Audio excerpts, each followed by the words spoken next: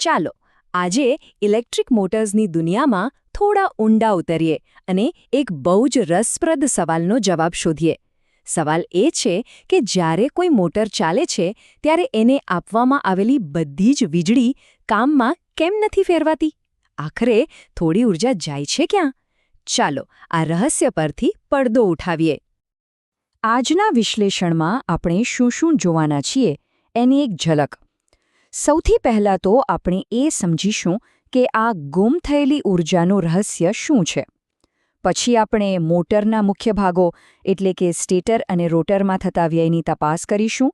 ત્યાર પછી મિકેનિકલ વ્યયને સમજીશું અને છેલ્લે આ બધા ટુકડાઓને જોડીને એક આખું ચિત્ર તૈયાર કરીશું. તો આપણી આ તપાસની શરૂઆત એક એવા અનુભવથી કરીએ જે લગભગ આપણા બધાને થયો જ હશે.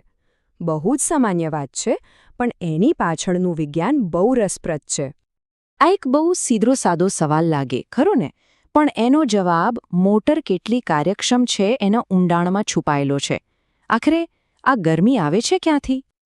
હા, બિલકુલ.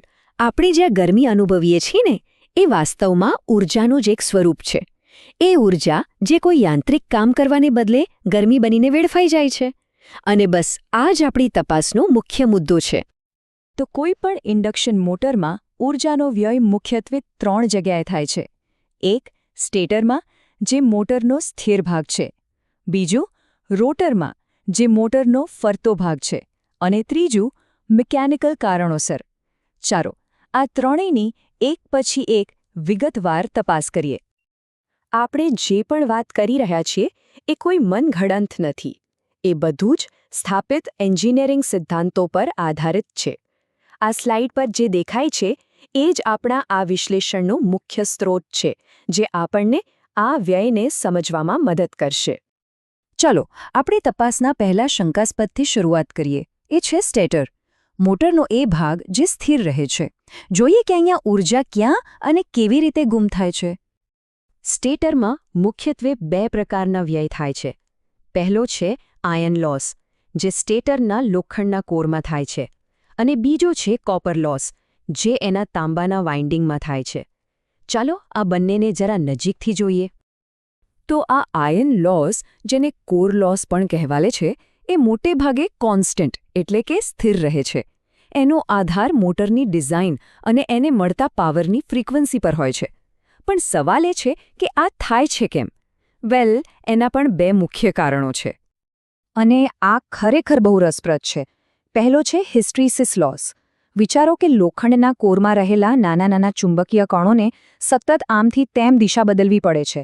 આનાથી જે આંતરિક ઘર્ષણ જેવું પેદા થાય એ જ છે હિસ્ટ્રીસિસ લોસ. અને બીજો છે એડી કરન્ટ લોસ. આ તો જાણે કોરની અંદર જ નાના નાના અનૈચ્છિક કરંટના વમળ ફરતા હોય એવું છે, જેનાથી ગરમી પેદા થાય છે. અને હવે વાત કરીએ સ્ટેટરના બીજા મુખ્ય વ્યયની, જે છે કોપર લોસ. આ સમજવું બહુ જ સહેલું છે. આપણે સૌ જાણીએ છીએ કે જ્યારે પણ કોઈ તારમાંથી કરંટ પસાર થાય ત્યારે એના પ્રતિકારને કારણે ગરમી તો ઉત્પન્ન થાય જ. બસ આ એ જ છે. આને I²R લોસ પણ કહેવાય છે, કારણ કે આ વ્યય કરંટના વર્ગના પ્રમાણમાં વધે છે. ઓકે, તો સ્ટેટરની વાત તો થઈ ગઈ. હવે આપણી તપાસનો બીજો પડાવ, મોટરનો ફરતો ભાગ એટલે કે રોટર. શું અહીં પણ એ જ ગુનેગારો છુપાયેલા છે? ચાલો જોઈએ.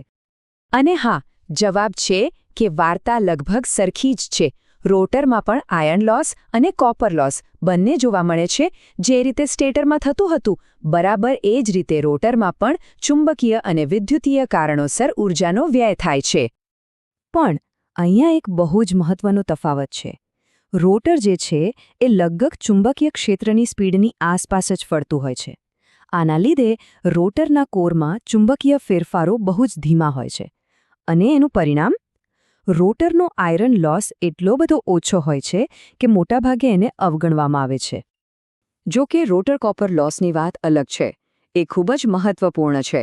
સ્ટેટરની જેમ જ જ્યારે રોટરના કંડક્ટર્સમાંથી કરંટ પસાર થાય છે, ત્યારે I²R લોસને કારણે ગરમી ઉત્પન્ન થાય જ છે, જે શક્તિનો સીધો વ્યય છે. સારું, તો આપણે વિદ્યુતીય અને ચુંબકીય વ્યયની વાત કરી લીધી. હવે આપણી તપાસના છેલ્લા અને ત્રીજા પ્રકારના વ્યય તરફ જઈએ, જે સંપૂર્ણપણે યાંત્રિક એટલે કે મિકેનિકલ છે. આ વ્યયને સમજવો તો એકદમ સહેલો છે. કોઈ પણ ફરતી વસ્તુને બે પ્રકારના અવરોધ નડે છે. એક તો ઘર્ષણ અને બીજું હવાનો અવરોધ. બસ મોટરના બેરિંગમાં થતું ઘર્ષણ અને ફરતા રોટર પર લાગતો હવાનો અવરોધ, આ બંનેને પાર કરવા માટે જે ઊર્જા વપરાઈ જાય છે એ જ છે મિકેનિકલ લોસ. તો આપણી તપાસમાં 3 મુખ્ય ગુનેગારો પકડાઈ ગયા છે: સ્ટેટર લોસ, રોટર લોસ અને મિકેનિકલ લોસ. ચાલો હવે આ બધા ટુકડાઓને જોડીને આખું ચિત્ર જોઈએ કે મોટરની અંદર ઊર્જાનો પ્રવાહ ખરેખર કેવો દેખાય છે. આ સ્લાઇડ પર આખી વાતનો સારાંશ છે. જુઓ, હિસ્ટ્રીસિસ અને એડી કરંટ ભેગા મળીને બને છે આયન લોસ.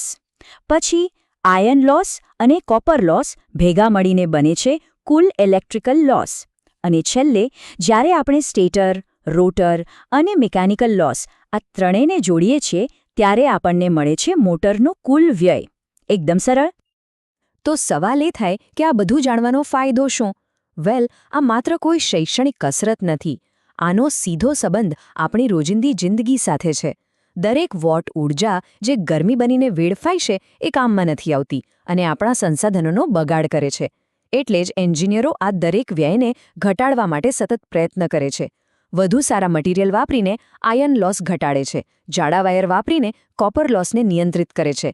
તો વિચારવા જેવો પ્રશ્ન એ છે કે શું આપણે ક્યારેય એવી મોટર બનાવી શકીશું જેમાં લગભગ શૂન્ય વ્યય હોય? આ એક મોટો પડકાર છે જેના પર ભવિષ્યની ટેકનોલોજીનો ઘણો આધાર રહેશે.